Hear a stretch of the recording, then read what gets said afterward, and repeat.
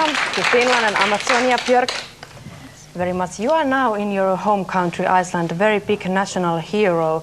But before they misunderstood you, you were a terrible child. And how does that affect you? Do they try to do you some sort of ambassador right now?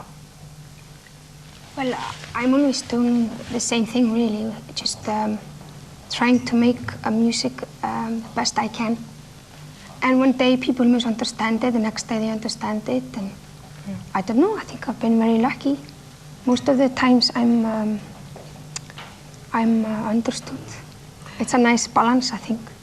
Niin, Manna tuossa kyseli Björkiltä, että Björkia on pidetty jonkinlaisena Islannin kauhukakarana, mutta nyt koska hän on menestynyt, niin häntä tietysti halutaan pitää myöskin maansa lähettiläänä. Ja Björkki vastaa siihen, että hänen ainoa tarkoituksena oikeastaan on tehdä hyvää musiikkia ja oikeastaan hän pitää itseään aika onnistuneesti, onnistuneena tässä näin. Tämä meidän käännökset. Pitäisikö meidän istua alas? Maybe we should sit down and relax and talk some more, okay? Here you go. Welcome. Ai, no niin. Voilà. Björk, I would like to ask you, where is your spiritual home right now? Where you feel that you are in home? When I'm with my friends, really, or family. In Iceland, in London, does it matter? Well, it really varies. You kind of surprise yourself with those things. You go home on Christmas and then you cry because you miss your bicycle. You know, it's very unpredictable where your heart is, you know. But I think most of the time it's not Icelandic people, it's maybe more because I used to hitchhike quite a lot on my own as a teenager. And maybe it's just being alone in the nature rather than being in Reykjavik or something. That's kind of my home. Manna kysyi tuossa Björkiltä, että minkä Björkki tuntee niin tämmöiseksi henkiseksi kotimaakseen, eikö näin jotenkin mennyt? Niin Björk tuohon vastasi, että joskus sitä maailmalla, niin missä on tietysti kavereitaan tosi paljon ja hän on liftaillut paljon, niin hän kaipaa niin sellaista omaa rauhaa ja joskus saattaa kaivata ihan polkupyöräänsäkin. Björk, you have two roles. You are a mother and then you are a pop star. How do you combine these two together? Or can you combine those? I think most of the people in the world who have children, they have to work as well. End of story. So they can give their children food, you know, and roof. And I don't think, for some reason, people tend to think that my combination is more complicated than, for example, being a nurse in a hospital and having children. Or I think it's similar, you know. And I think with all people, they have to try to balance between, you know, work life, social life, you know, family, love life, and everybody is, and the balance is never, you know, complete. You always have to, every day you have to, okay, a bit more of this, okay, a bit more of this. Ne, jotka eivät tuosta äskeisestä ymmärtäneet, niin Björkkihän tietysti totesi, että äitinä ja rockmuusikkona oleminen eivät niin kuin tavallaan syö toisiltaan mitään, vaan kysymys on siitä, että jokaisen täytyy kuitenkin elättää itsensä ja kantaa ruokaa lapsille ja itselleen, niin että kaikki on järjestelykysymystä sitten. Björk, your mother is called Hilda and she is kind of a spiritual practitioner and she has her album come out yet too. How do you two get along together with your mom? Well, I can't stay in the same house as her. Why is that? Really? No, it's just classical mother and daughter. You know, I love her very much. But she was from the hippie generation, so which she was a very classic sample from that. So I think I'm a very classic sample of a hippie child who wants things just to be a little bit more common sense and down to earth, you know. Niin, Björk tuossa sanoi, että oliko se niin, että hänen äitinsä Hilda, niin häneltä on tullut jonkinlainen levy ulos tässä. Ja Manna kysyi, että miten hän tulee niin äitinsä kanssa toimimaan. Hän totesi tuossa vaan, että hän on ilmeisesti tyypillinen hippien lapsi, joka haluaa kuitenkin, että elämässä on jonkinlaista tasapainoa ja rauhaa sitten kuitenkin. In your life, you love to mix fantasy and reality, and you said that you are opposite with extremes. Why? I think everybody, you know, you can't live with just fantasy or just reality, or you can't have 90%. You have to have 50-50. And I like things to be pure. I like extreme things like chocolate or Indian very strong food. but I don't like in between something boring like bread or potato, you know. And with the same thing with all other things, you know. I like things to be very imaginative and full force, strong fantasy.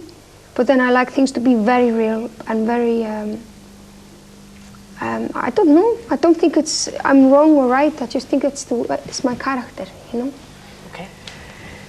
Mikä se kysymys olikaan?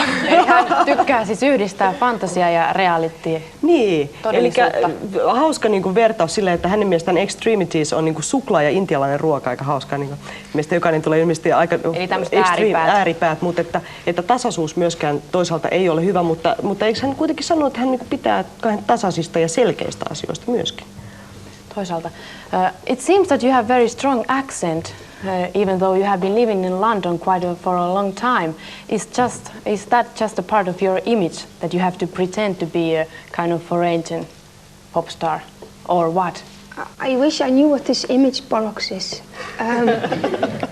I just don't know what it is, you know. I can only talk the way I talk. That's your real language.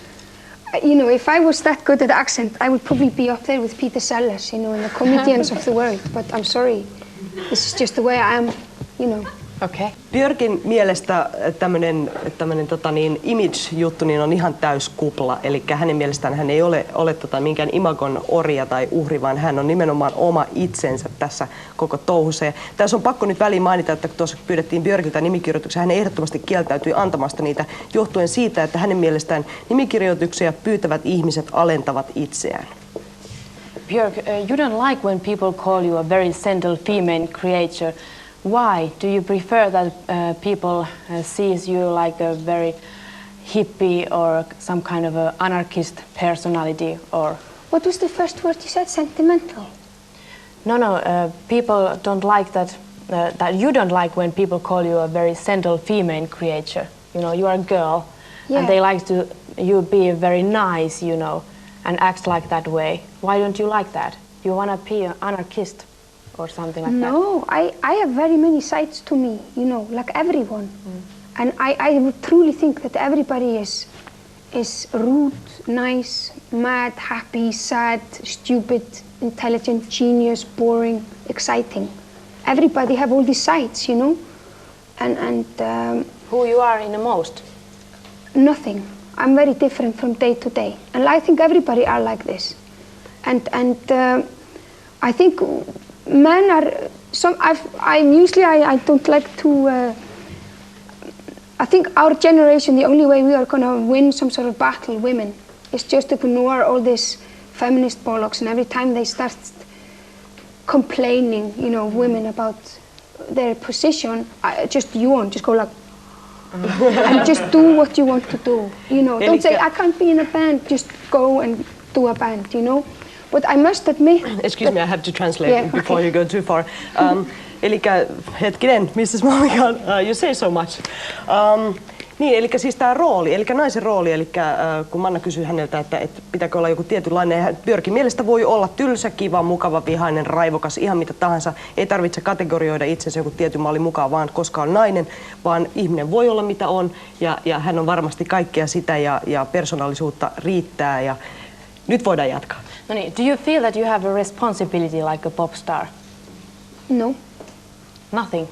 You are a big idol for many young people all over the world. Is that? Great. Okei. Siis Björkin mielestä hänellä ei ole mitään velvollisuuksia ihmisiä kohtaan vain sen takia, että hän on pop-tähti ja tuolle minä nostan kyllä hattuani ehdottomasti. Now before we close this interview, we want to give you a small present because we heard that in Iceland you enjoy the same stuff as we do in Finland, so here is our gift. You're welcome. And thanks for joining us in Amatsonia, and have a good gig. You're having a gig in Pori. Yeah, and tomorrow. People, eli ihmiset voitte mennä vielä Poriin kyllä, siellä on katsomaan, eli huomenna iltana kello 9 Björk esiintyy siellä. And be a happy girl. Yeah, be a happy one. And thank you very much for being here. Bye. Thank you, bye-bye. Ja nyt sitten me jatketaan